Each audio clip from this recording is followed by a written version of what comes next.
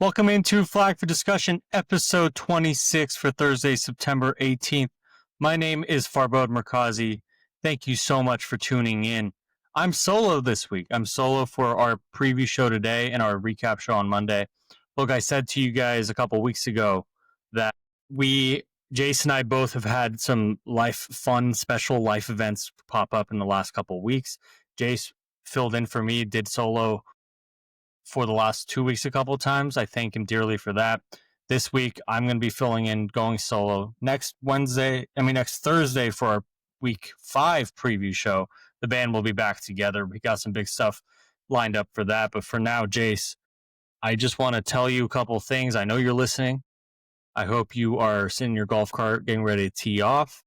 I hope you got a nice cold beer in your hand. And I know one thing damn sure.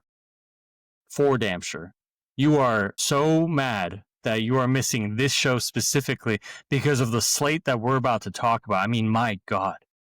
We got the Bussin' Bowl. We got Nebraska, Michigan. We got Indiana, Illinois. We got the Jackson Arnold revenge game. We got so much to talk about. We got to talk about coaches getting fired. We got to talk about coaches who might be coaching for their lives this weekend. We have our picks, as always, at the end of the show, and we have our shots in the bark to talk about. I have all of Jace's picks. And, you know, I was thinking at one point, it would be kind of funny because I got control over this, because when he did the solo shows on my behalf, he did the recap show, so he didn't have control over my picks. I have control over his picks today, so I was considering changing his picks just for the fun of it, you know, just fun. But I'm going to be a good partner. I'm going to be a good co-host. I'm going to let his picks ride and see how we do at the end of it. All right, enough filibustering. This is obviously our week 4 preview show. If you like what you hear today, make sure you're following us on Twitter at F4Discussion, on TikTok at Flag, the number 4 Discussion. Make sure you're subscribed. Ring that bell on YouTube at Flag for Discussion. Remember, we will be back as a tandem, as a duo next week. But regardless of what happens, we will have 2 episodes of Flag for Discussion popping up in your feed, in your timeline, on YouTube, twice a week, every week for the rest of the college football season. Let's get into our game picks and our breakdowns. Our actual picks for this week will be towards the end of the show, but we like to start every preview show with just kind of a recap of where we were. So our big game picks, we pick 5 games every week. Jace is 10-10 on those picks. We pick him against the spread. I'm 13-7, so I got a slight lead over him. I'm hoping to keep that up, but you know, he's normally much better at picking games than me. I try to go with the heart. He goes with the number. This year so far, I've had the lead, but I don't know how much longer that'll last. Our shots in the bark. If you are new here, I'll explain to that when we get to the shots in the bark segment. Mine hit 2 weeks ago. I have 3 points. Jace has had a point at least in each week, and this last week his Stanford pick hit for 3. They not only covered, they won. So Jace's 5 total points. And then our Flag for Discussion 4-legger, the $5 parlay, we throw on 4 legs every week. Right now we are 1 for 4 on them hitting, but we are 11 of 16 on legs in total. We've been so close on a couple, and we've been way off on a couple more. So there's a good amount to get into. I want to start, though, with Big Noon Kickoff. Texas Tech, number 17, goes to number 16, Utah. Utah's a 2.5-point favorite Saturday at noon, obviously, Eastern on Fox.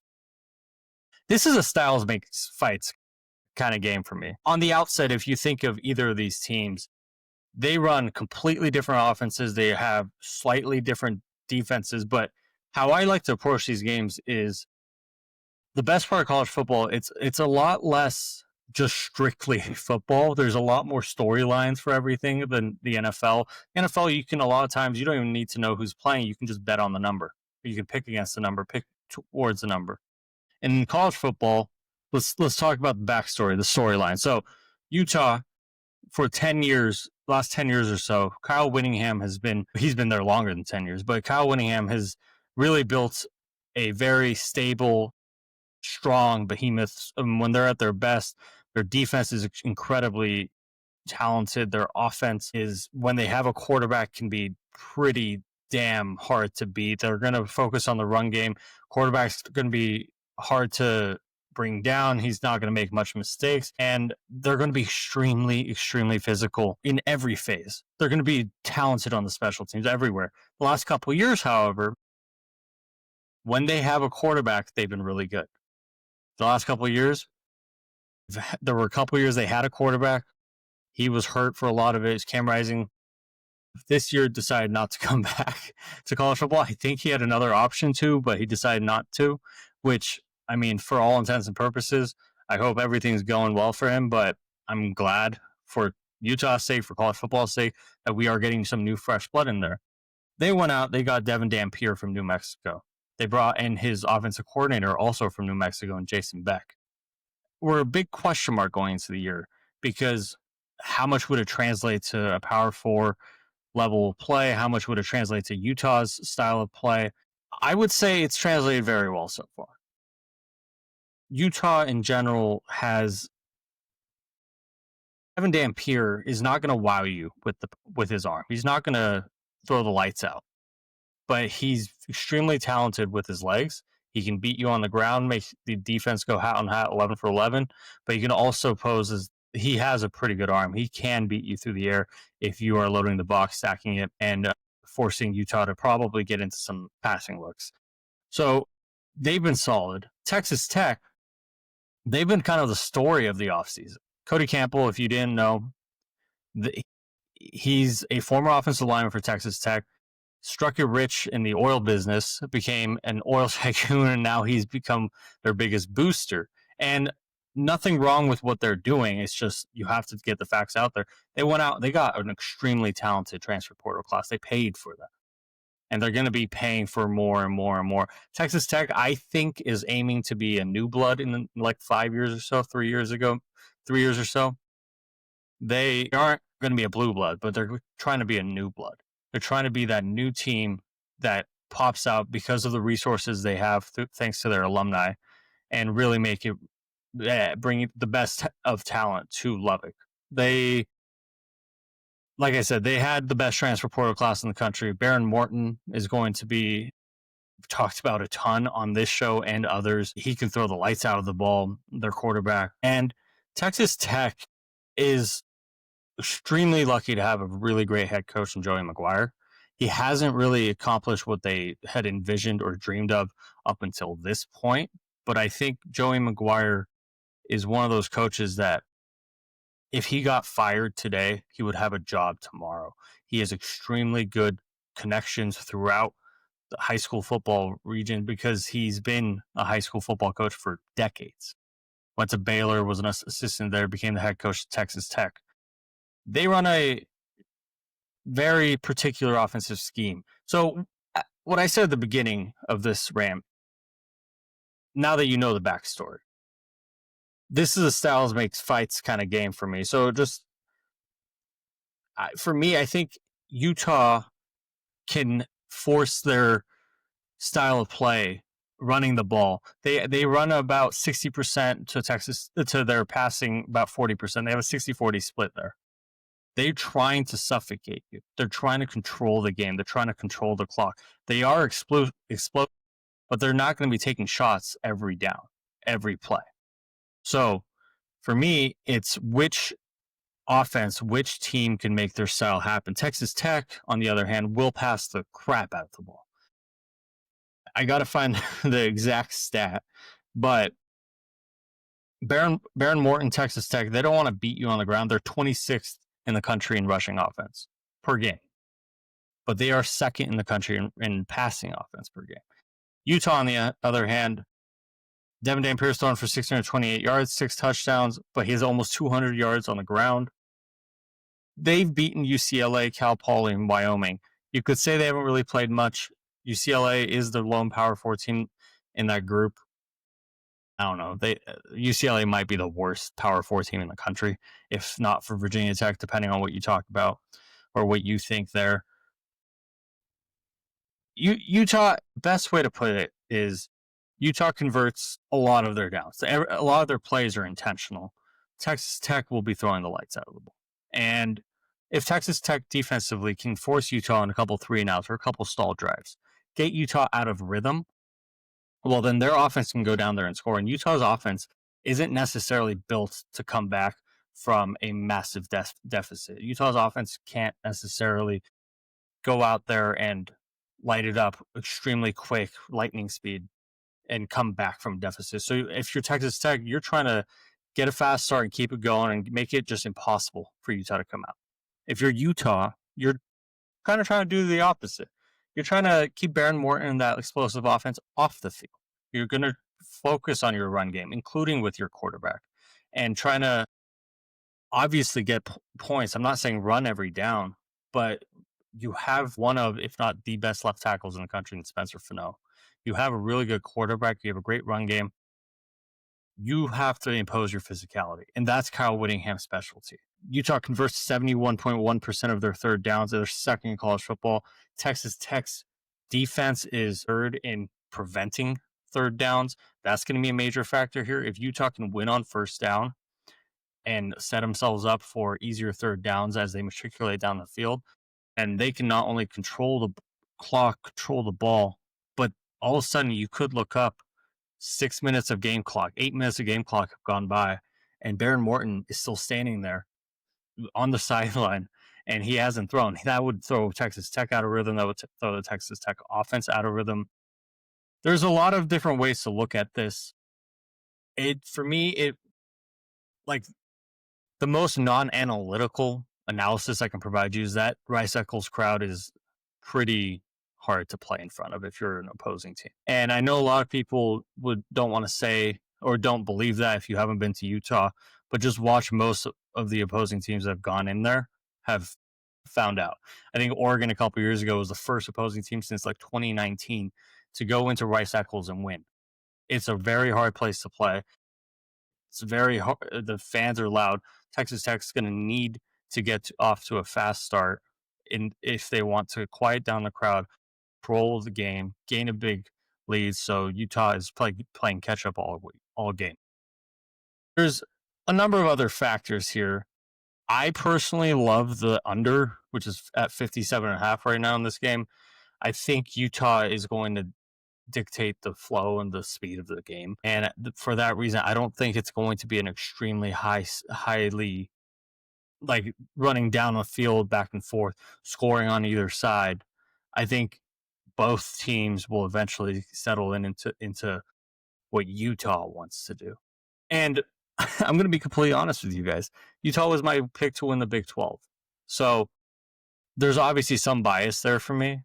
I want to see them do well, but I also think that's one of the beauties of this game where we're going to really find out who these teams are. I mentioned the three teams that Utah's played up until this point. Texas Tech has played Kent State, Arkansas Pine Bluff, and Oregon State. We don't even know if they're good. We don't know who they've played, realistically. Oregon State's 0-3. I don't even know what Kent State and Arkansas Pine Bluff are. None of them are imposing, and you would expect any major Power 4 program to destroy each of those teams. So one of the reasons that this game is so exciting for me is the fact that you all of a sudden have two wannabe powers, not wannabe in a bad way, but two Big 12 powers that are looking to elevate and establish themselves as Big 12 favorites. And they're really going to have to prove to us who they are against each other in Utah on Big Noon Kickoff this weekend. The picks will come at the end of the show.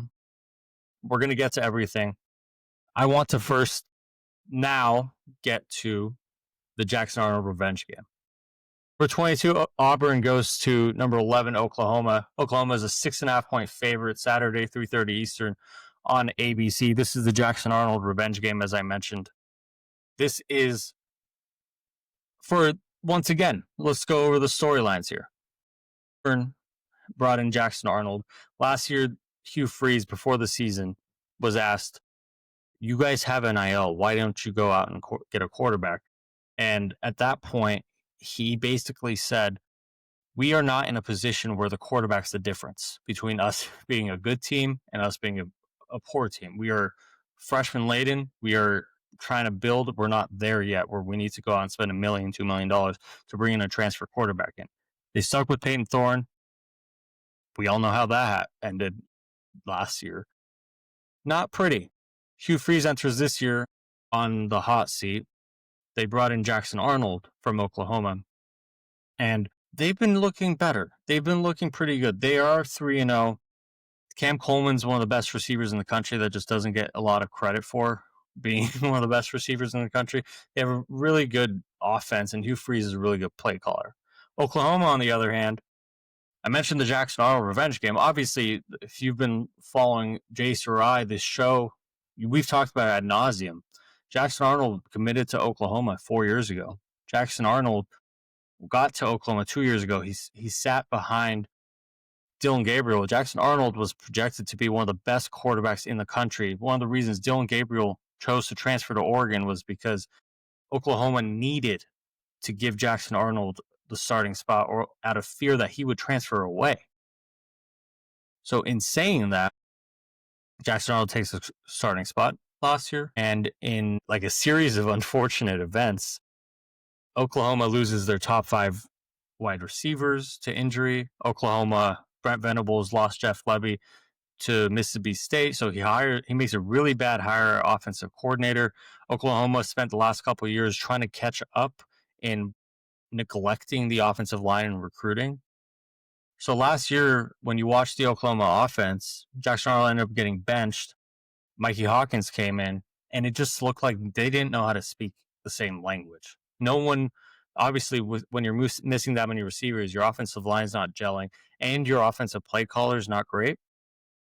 It wasn't working whatsoever. You can go talk to a lot of the play callers, play designers, the people who broke down the Oklahoma offense, and they would be like, dude, this guy's supposed to go this way, this guy's supposed to go that way. And like, without knowing the play, you just basic fundamentals that they screwed up. So Jackson Arnold ends up transferring to Auburn in the offseason. Both sides, it was amicable. Both sides have said very nice things about each other. But you have to believe that there is a part of Jackson Arnold that feels a little bit wronged by Oklahoma. That feels a little bit like, man, that wasn't what I was promised. Not that you always get what you were promised, but just a piece of Jackson Arnold that's like, I spent 4 years wanting to be the guy here. And when I got a chance to, everything around me was screwed up. So now, all that said, he is at Auburn. And for me, the biggest question is, can Auburn keep up offensively with John Mateer and company? Because those 5 wide receivers that I mentioned were hurt last year. They are healthy. And the offensive coordinator that I mentioned was terrible. He got fired last year. They brought in John Mateer's offensive coordinator, Ben Arbuckle. They've been really good. So I have a series of keys for this game. For me, both teams have really good offenses. I think Oklahoma's 13 of 13 in the red zone, and not in touchdowns only, but they're coming away with points. Auburn's 9 for 9. Same deal. Auburn's 16th in the country in rushing yards per game. That's one of the biggest keys for me. Is like, can they provide Jackson Arnold some run game help? Not put it all on the kids' shoulders. They're not only going on the road. It's not only an emotional game for Jackson Arnold, but Brent Venables is a defensive genius. Throughout all of the trials and tribulations of last year offensively, you wouldn't even be able to tell there were any problems with Oklahoma if you just watched their defense. Brent Venables, as a defensive mind, will scheme up something. How do you think a guy who spent 2 years committed to you, so you get to know him pretty well there, 2 years on your roster, so you get to know him extremely well there, and now he's coming to your town, not only will you have the fans behind you when he's on the field, but you get to scheme up against him, and you can take everything that you've learned about him, any ticks, any tendencies, anything that he might have that you know about because you have specific practice tape from when he was at Oklahoma. You have specific just knowledge of the guy, how he reacts to different situations. How do you think Brent Venables is going to attack him? I think it's going to be trying to force Jackson Arnold to be the hero, because as we saw last year, it wasn't working well. And that is one of the reasons that I think Auburn needs to have a deliberate, powerful, strong run game. Not necessarily rely on the run, but like we can't have first down pass attempt, second down pass attempt, third down like draw up the middle. Now you're punting. It has to be get the kid into easier second downs so he can have an easier third down. Then you can set up the play action, throw it downfield, and it'll work there. Oklahoma, on the other hand, is 78th in rush yards per game. Part of that is because their offense is so damn good with John Mateer through the air that they haven't needed to run the ball.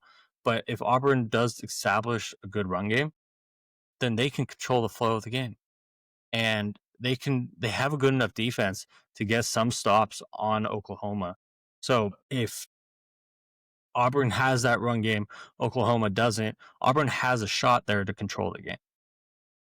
What I also have learned today, that Auburn, however, is 85th in the country. And I gotta say, I understand this is through 3 games, and I understand some teams have played Power 4 competition that are much better than like what I mentioned Texas Tech has played so far. I understand like Notre Dame, when you look at their stats, they played Miami and Texas A&M. Texas Tech instead has played Kent State and Arkansas Pine Bluff. So I get that. It's only been 3 games, and teams have not played similar level competitions. Auburn's 85th in the country in pass yards per game, allowed. Not Jackson Arnold, but allowed. So defensively. Oklahoma has the 19th best passing offense with John Mateer. That's a step up for Oklahoma right there. Auburn has the 108th best passing offense with Jackson Arnold, whereas Oklahoma is the second best passing defense. So for me, the biggest key, and I don't like to give away all of my picks just on these types of segments, but I think a defensive wizard with Venables, coupled with him being Jackson Arnold's head coach, knowing a lot about the kid, makes this game just a lose-lose for Jackson, unfortunately.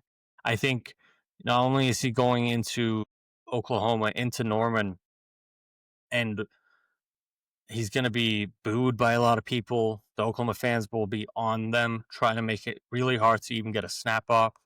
I also don't think Auburn is exactly where Hugh Freeze wants them. I think they're probably a year or 2 away from that. And I think Oklahoma is where they want to be. Brent Venables, I said it 2 weeks ago when they were going to play Michigan.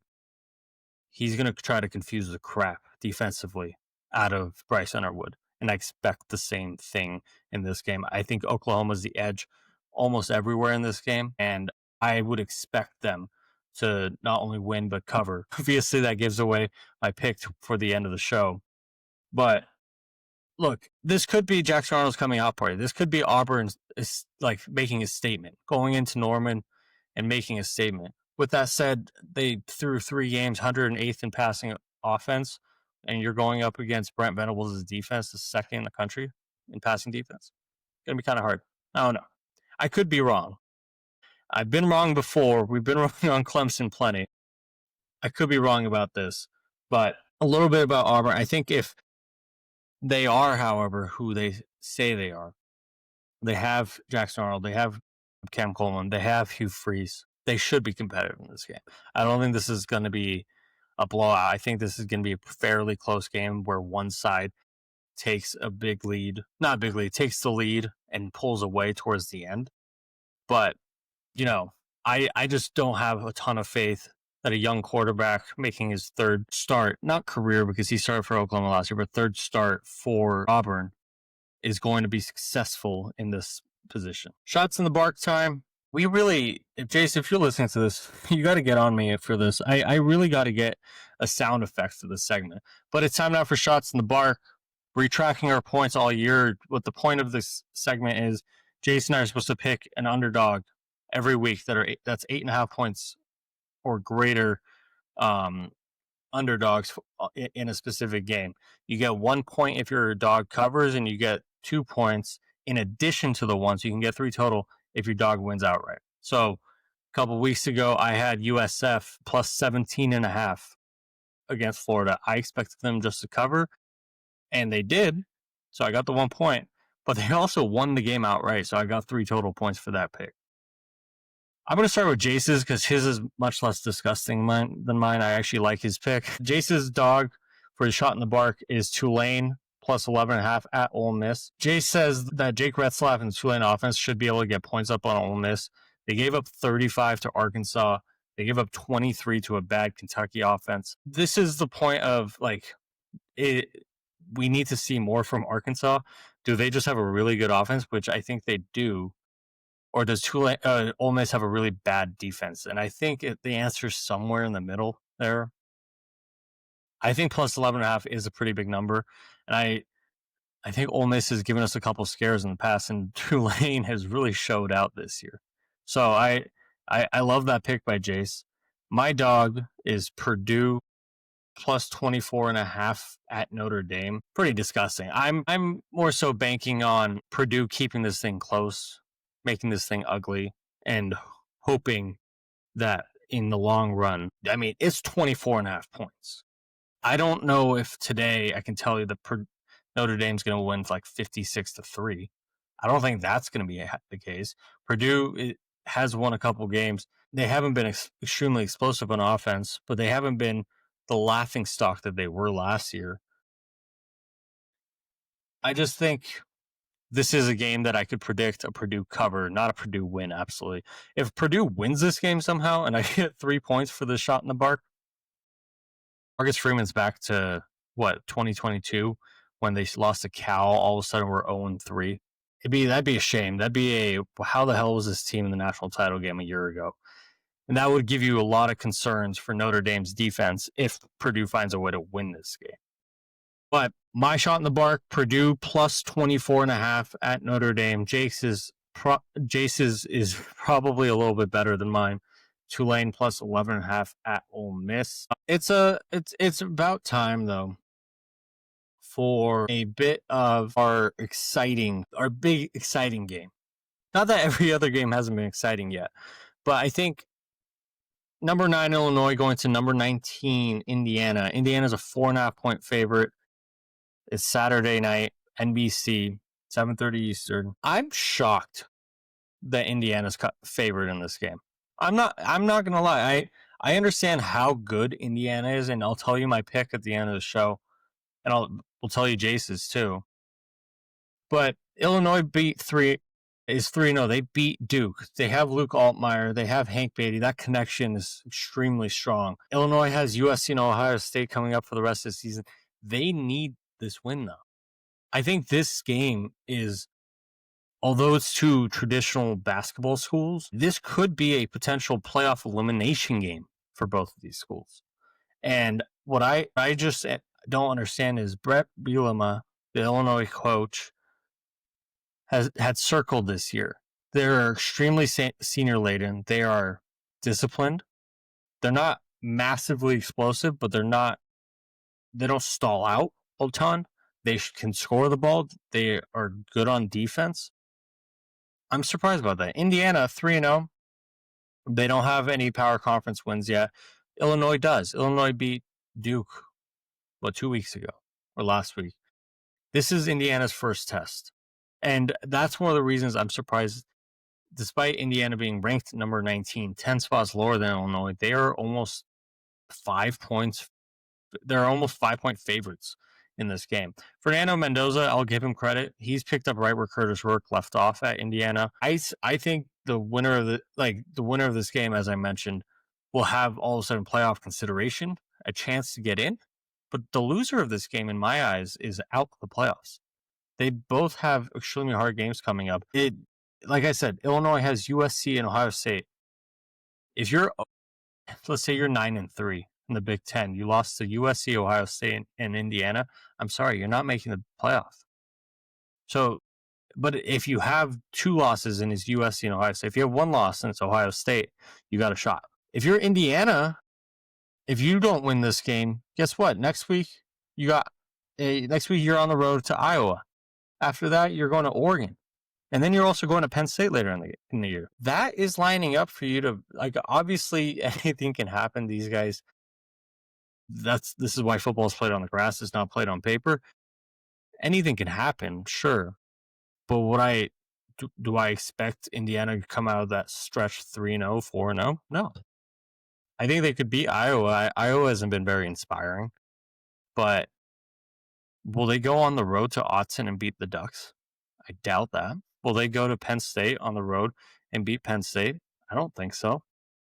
So I say all that to say this is a massive game. And I think if it was like number 19 Auburn playing, I don't know, number 9 Ole Miss game, like every pregame show, everybody would be talking about this as the game of the week. But because it's Indiana, Illinois, it's kind of going under the radar a little bit, even though it's 9 versus 19.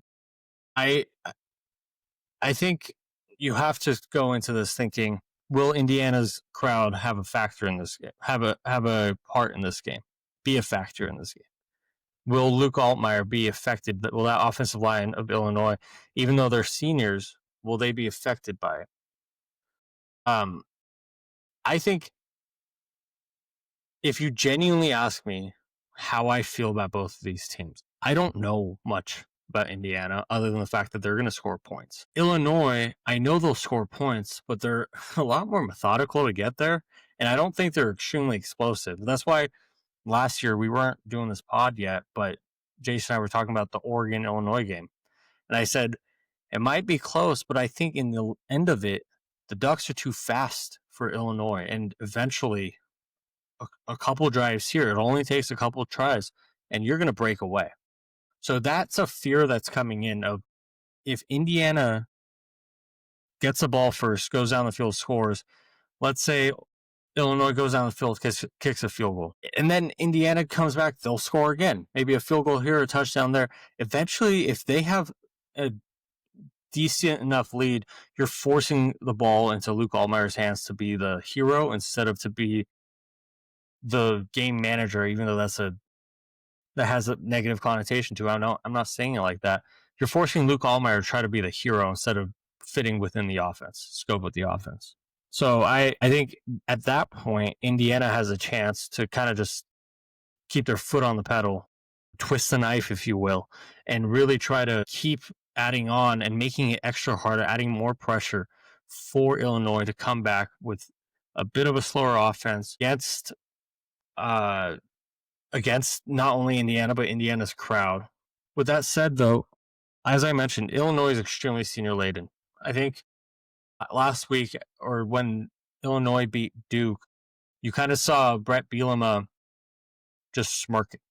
Like, he knows how good his team is. He knows how talented his team is, and he knows how strong how physical his team is. He knows that they can beat anybody on their schedule. Do I think they're going to beat everybody on the schedule? I don't know. But Brett Bielema certainly does. And I think I bet you those players certainly do. I don't want to say anything about, I don't want to make it sound like my point on them being poor or like slow is going to be a massive hindrance on them becoming Big 10 favorites or going to the Big 10 title game. I just think I'm not completely sold on them having that button that you can push to, like, I need 7 here. And not every team has that. Very few do. But it's like, I need to go down the field and score in 30 seconds. I need to go down the field and score in 45. I don't think Illinois has that in their back pocket. Couple key stats. Indiana's 8th in the country in defensive third down conversion percentage. So defensively, they've kept their opponents from converting most of the time. They're 8th in the country. That's 8 conversions they've allowed in 37 attempts. Illinois is 41st. They've allowed 4 more conversions, 12 conversions in 41 attempts. That honestly just means Illinois allowed a little bit more. They played better competition, so I completely understand that. Indiana's 9th in the country in offensive third down conversions. They're 21 of 34. Illinois is 39, 16 of 34. Now, this is where I get interested. Like I said, I know Illinois has played one better team at least, and Indiana hasn't really played anybody.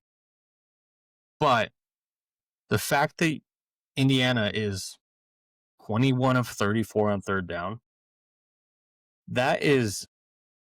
that's just going to make his life so hard for Illinois. If they can't get off the field, Indiana is going to make it really hard for Illinois to come back if Indiana is going to be controlling the ball at home as the favorites too.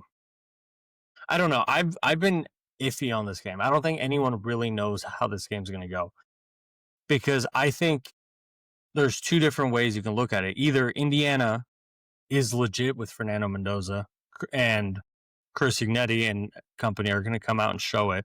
They're going to put up a lot of points and they're going to shut down or at least control Illinois. Or, as Josh Pate likes to say, you're going to be the stick in the bicycle in the bicycle wheel or whatever he likes to say.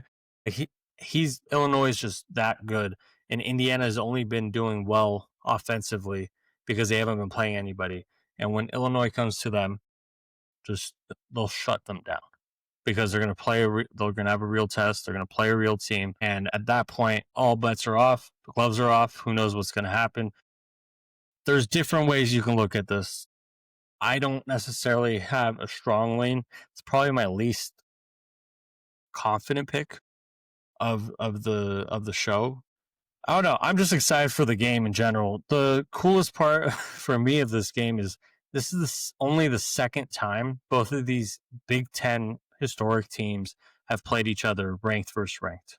And that's really cool. I mean, as a college football fan, how could you not like that? Some random tidbits. Deshaun Foster got fired at UCLA on Sunday. Apparently it happened on Saturday. UCLA is 0-3. Nico Iamaleava transferred in from Tennessee.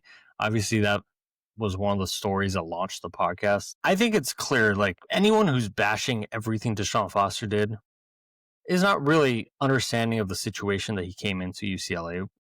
Chip Kelly left late in the cycle, not the time the coaches want to take over for a Power 4 program.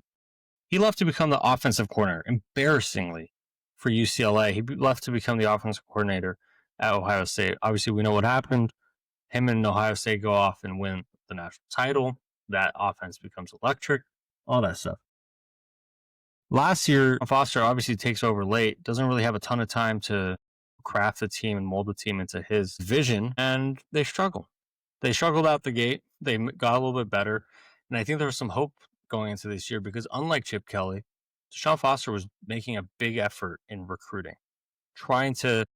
They were never going to go out and have the best class in the Big Ten, but trying to at least have some semblance of a recruiting class, build from within, build from the high school ranks, and then bring in transfer ranks out of that. Unfortunately, they looked really bad at the beginning of the year, and you almost don't have a choice when you lose 35-10 in New Mexico other than to fire him. I hate to say that because I'm sure he's a great guy.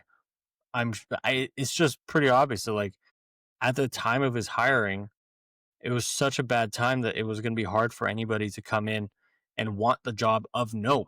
They had to go the alumni route. Deshaun Foster was never a coordinator. He was an analyst. He was obviously a former football player, a UCLA alum, NFL player, analyst, became a position coach.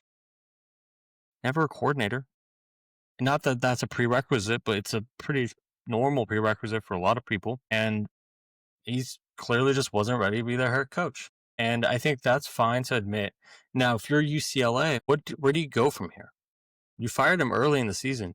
That means you better have a plan once the season ends because you have all this time.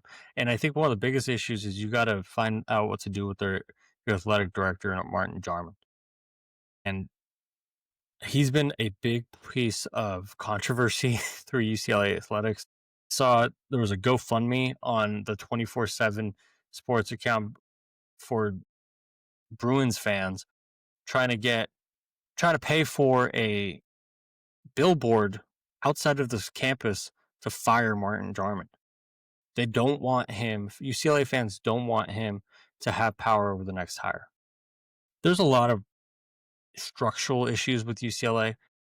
The fans are pretty apathetic. Like, not pathetic, apathetic. The UCLA hasn't given them a chance, a reason to believe, and they've fallen out of love. It's simple as that. They're like, why would I believe if you're not going to give me a reason to believe? And when you're looking at, this is a program that plays their games 40 miles away, 40 minutes away from their campus. This is a program that has a 60-yard practice field. This is a program that doesn't have a ton of NIL investment within their program. This is a crossroads for UCLA. Either their administration, their donors come into this, they hire a real coach with real experience and make real investments. I'm not saying like Ohio State levels, Texas levels. Can we invest like Minnesota? You're your team in LA.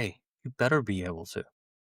And you don't need to build a new stadium. I saw that floating around. That's not necessary. You just need to get new players. And no matter where you play, how far it is, what I can guarantee you is if the product on the field is something fans can be proud of, fans will start showing up. And the other side of the crossroads at that point becomes a issue with, man, we might not be involved in like future plans of college football. We are lucky to be in the Big Ten. But if college football changes again, we're not giving anybody a reason to come watch our games on TV or watch our games in person. So we might not be involved. We might be the next Oregon State, Washington State. I mean, how far are they from becoming UC Davis? And that's dumb of me to ask, but they're in the same UC program, UC system. It's just one team has historically had high investments in football, and right now they don't anywhere near what their competitors do. So that was UCLA's firing. What I think is what I've heard and what I've read is Casey Wasserman is going to have a big say in who their next head coach is. He's one of their bigger alumni. I just hope that means for their sake, there's going to be some investment, at least $5-10 million more. Be able to not only run the program the way you want to, but go out and get the players you want, not be stuck, and the coaches you want, have the staff you need. So much of college football requires money these days. It's unfortunate, the haves and have-nots exist, but you got to play the game if you want to be part of it. That's how I believe. Another firing. Excuse me. Another firing to talk about, although he hasn't been fired yet. Billy Napier is going to play Miami this weekend. 4:30 Eastern. They're going to play on ABC. Now, I don't know if he's going to be fired this weekend. Miami's 17.5 point favorite, I think. Or no, 7.5 point favorite. 17.5 was last week. But I don't know if Billy's going to be fired this week. What I can say is it would be pretty convenient for Florida. We just talked about Deshaun Foster. One of the reasons I believe they fired him wasn't just because they are 0-3 and they lost to New Mexico. Is that this is a bye week for them. They can give their team a full week and then another one to work under an interim coach and resettle as a program. Florida, if they lose this week, they're going to move to 1-3. Only a win over Long Island. Didn't know they had a football team. And their next game is against Texas in 2 weeks. Look, you could keep Bailey. You could keep him because then after Texas, you play Texas A&M, play Mississippi State that just beat ASU. You play Georgia, you play Kentucky, you play Ole Miss, you play Tennessee, you play Florida State. Really, really hard schedule. I understand that. Like, if you fire Billy, there's a chance you don't win a game for the rest of the year. But what's the point of being the head coach of Florida if, let's say, Billy wins against Miami, Billy wins against one of Texas A&M or Mississippi State, assuming they lose to Texas. Let's say they somehow finish the year 8-4, 9-3. But that's not the point of being the head coach of Florida. You have a DJ Lagway style talent. You're clearly not maximizing it, and you're clearly wasting another year. He hasn't even had a good year at Florida. So while I'm not going to guarantee his firing, while I'm not going to be the one to call for anybody's firings, because although being a fired head coach in America, whether it's NFL or college football, is one of the best jobs in the world, you never want to see someone lose their job. While I'm not calling for it, I think that if Florida loses to Miami this week, it's going to happen. We're going to wake up Sunday or Monday. They're going to call a press conference. Billy Napier will likely be fired. And that's not me calling my shot. That's not me predicting it, but that's what that's my spidey senses feeling it. There are a couple coaches this past weekend kind of going on massive rants. I don't know if you saw Brian Kelly absolutely berated a reporter for asking about the offense struggling during the Florida win.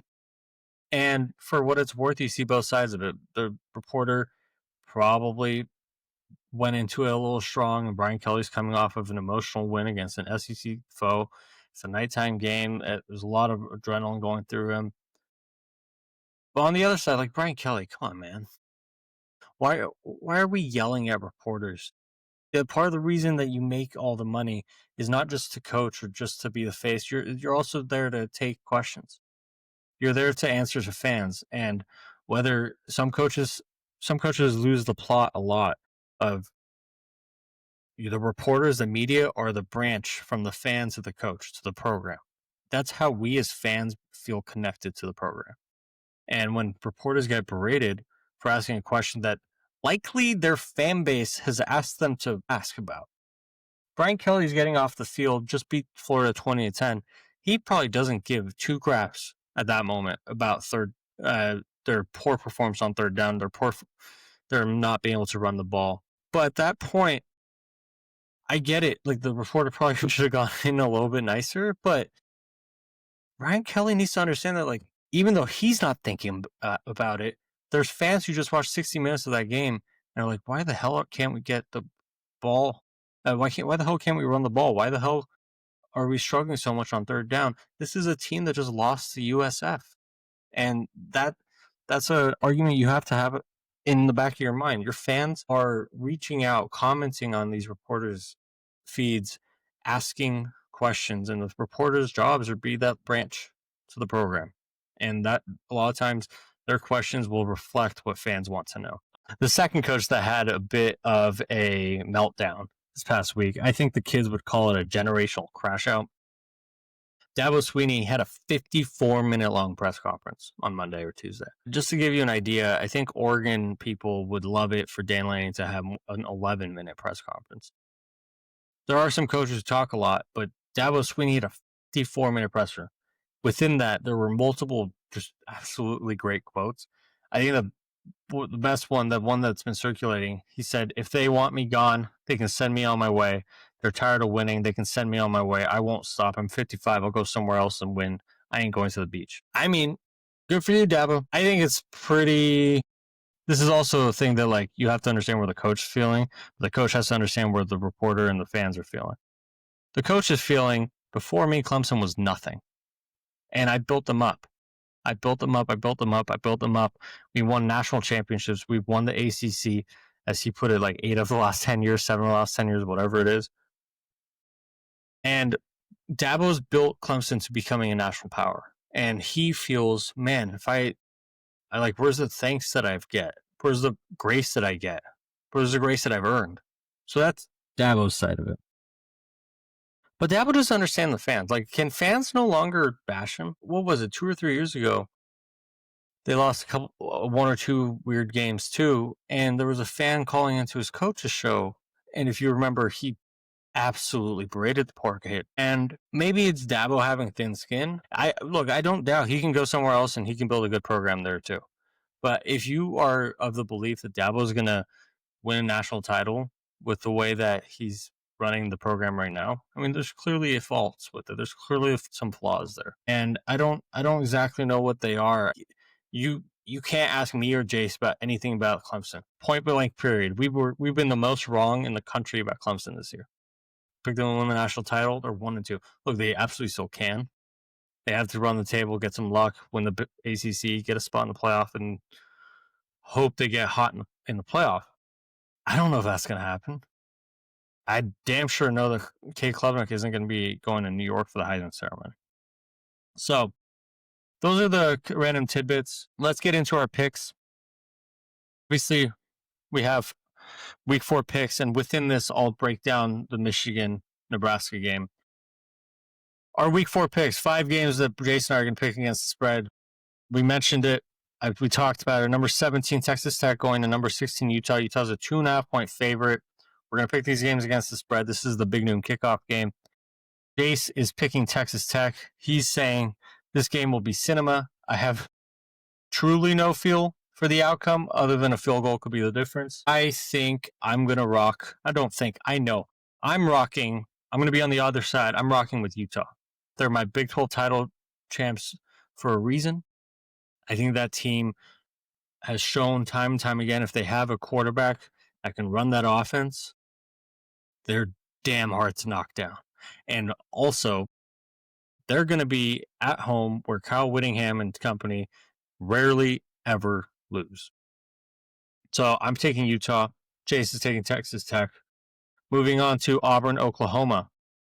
Both of us are on Oklahoma. Jace is thinking this is the week that the country starts taking Oklahoma for more than a bounce back team. He thinks Sooners roll, Auburn rushing attack won't be able to keep up. That's essentially what I said during my breakdown. I don't think Auburn's going to be able to keep up once Oklahoma gets into it. And I also think it's going to be really hard for Jackson Arnold, even if he plays, he comes in feeling great, the game plan's great, and he's ready to light it up. The crowd doesn't bother him, whatever. I just think it's going to be so hard for Jackson Arnold to come out and have a really good game through the air or on the ground against a Brent Venables defense, against a coach that knows you so damn well. So we're both picking Oklahoma to not only win, but also cover the 6.5 point spread. We think it's going to be a pretty decisive victory. Number 9, Illinois, and number 19, Indiana. This is picking Illinois. Indiana's a 4.5 point favorite. Jay says it's either Illinois wins a tie one or IU blows them out. He likes that Illinois has played a Power 4 program so far. The point, that kind of goes back to what I said earlier. I think if you really think that Indiana could just be awaiting their first test to really decide how good they are, then Illinois could be that team that just shuts them down. Jace is taking Illinois. I, however, think Indiana's going to take the lead. That crowd's going to be hard to quiet down, and eventually Illinois' offense isn't going to have the firepower to catch up. So I'm going to take Indiana. I'm going to eat the points. Indiana's going to win and cover the 4.5. Jace is on Illinois. He thinks they're going to cover the 4.5 on there. A game we haven't talked about yet. Probably one of Jace's favorite teams this year. SMU at TCU. Jace's favorite team is obviously TCU. This is unfortunately the last one of this rivalry on schedule. Like, we saw Oregon State and Oregon that didn't have the Civil War game scheduled after this year. This week, I think today, they came to an agreement and scheduled it starting 2027 through 2032 at least. As far as we know, this iron scale game between SMU and TCU right now is the last one on their schedule. So unfortunately, let's hope that it continues. Let's hope they schedule more, but as of right now, it's unlikely to see these two teams from Texas going up against one another. TCU's a 7-point favorite Saturday, 12 Eastern on ESPN. Jace is on TCU because, of course, he is. He thinks Brett Lashley, Sonny Dykes is a great matchup. He's scared of taking the 7, but he thinks TCU is about to ball out. And more importantly, he put in our notes, one of these teams has Josh Hoover and the other team doesn't. So that is about as decisive as you can be if you're going to take TCU. For me, I'm going to take SMU. SMU's 2-1. They lost to Baylor in double OT. TCU's 3-0. Here's the deal. I think TCU could be the better team, but I think SMU is still an excellent team that will lose their at-large consideration for the playoff if they lose this game. And the ACC playoff waters are pretty murky right now. FSU's looking good. Clemson's looking bad, but Clemson could recover. Miami's looking good. Look, let's think about anyone else that could push themselves into the ACC playoff picture. TCU has a little bit more wiggle room. SMU won this matchup last year, 66-42. TCU turned it over 5 times, though. If SMU can have a 5-to-1 turnover ratio in this game, SMU is going to cover pretty quickly. TCU, I do think, will probably not turn the ball over 5 times. I think that all of that stuff ends up evening out in the long run. With that said, who knows what's going to happen. I'm going to pick SMU. Jace has TCU. And to wrap up our 5-game picks, we have probably one of the more under-talked about games for this week. I don't want to say underrated because everyone's saying huge things about Michigan, Nebraska. So let's say big things about this game. We got Michigan, 2.5-point favorites at Nebraska Saturday, 3:30 Eastern on CBS. So here's a couple points for me. I think if you think the Matt Rhule third-year theory is correct, then this is the game they need to show it. The game that they need to show that they have broken out, they aren't the old Nebraska anymore. They are new era Nebraska under Matt Rhule. They've righted the ship. Their one score game problem isn't as much of a factor anymore. This is a game that 8 to 10 win teams win, point blank, period. And if Nebraska wants to get to that point as a program, as a team, as a university, they need to win this game. If you lose this game, look sloppy in this game, people are just going to say the same thing. Like they're the same old Nebraska. If you win this game or win it decisively, you're going to really change some hearts and minds, some perceptions about this team.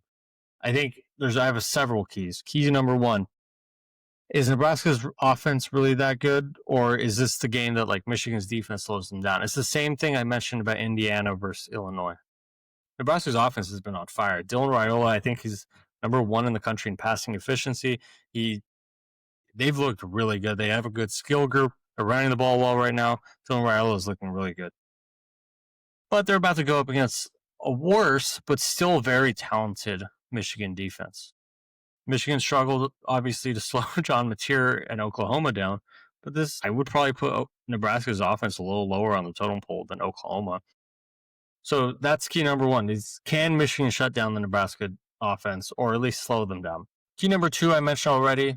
If you believe in the Matt Rhule year 3 theory, they have to win this game. Key number three, I don't know if you guys noticed or saw last week after Nebraska put a hurting on Akron, there was a leaked halftime video where Matt Rhule was just laying into his guys in his halftime speech. Everyone was focused, everyone eye contact, and you can take everything with a grain of salt. Everyone wants something leaked when something's leaked, someone else wanted it leaked. With that said, they're all focused, they're all together, and it shows that Matt Rhule, here's the deal, coaches don't do that for teams that they don't think have the potential to be really special. They go extra hard, they yell extra more, they raise their blood pressure extra when teams that they think are going to be really special. They were destroying Akron. They hadn't given up a point. And Matt Rhule was screaming as if they were down 16. But that, for me, shows like they might be something this year. And this is the game that it starts at. And key number four, and all of these keys I understand are Nebraska focused or why Nebraska might win. But key number four for me is last year, Biff Poggi, Michigan's interim coached the Michigan game. And Jace mentioned he thought strangely like Michigan looked better last week without Sharon Moore. What the thing about last week, though, I think they played Central Michigan. The thing about last week is they didn't play without Sharon Moore per se, because Sharon Moore before that game was allowed to coach and prep the team for that game.